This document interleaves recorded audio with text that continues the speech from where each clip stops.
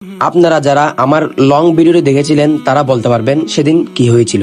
সেদিন সাজেকে যাওয়ার পথে আমরা হঠাৎ এসকর্ট হারিয়ে ফেলেছিলাম, সে কারণে আমাদেরকে 2 ঘন্টা আটকে রাখা হয়েছিল।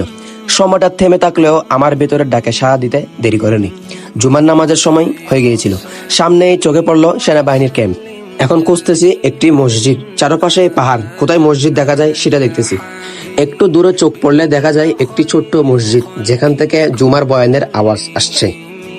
তো আমি আর দেরি না করে হাঁটতে লাগলাম মসজিদের দিকে। মসজিদে যাওয়ার সময় আমার চোখে পড়ল একটি রুম, যেখানে রয়েছে সেনাবাহিনীদের বুট জুতা।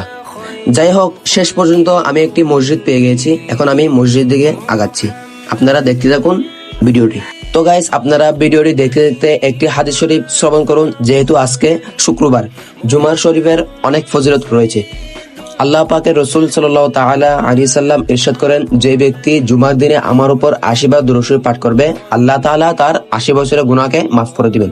তো অবশ্যই আপনারা আজকের দিনের 80 বার দুরূদ শরীফ পাঠ করে নেবেন। আমি এখন মসজিদের সামনে চলে আসছি। এখন আমি উজু করে মসজিদে প্রবেশ করব। আমার উজু করা শেষ হলে আমি যখন মসজিদে প্রবেশ করি, দেখতেছি মসজিদটি অনেক ছোট কিন্তু অনেক প্রশান্তি মসজিদের ভিতরে, কেননা মসজিদটি পাহাড়ের ভিতরে রয়েছে। জুমার নামাজ শেষে মসজিদ থেকে বেরিয়ে যখন দেখি জাম্বুরা গাছ, বুঝলাম আল্লাহর রহমত সব জায়গায় ছড়ানো।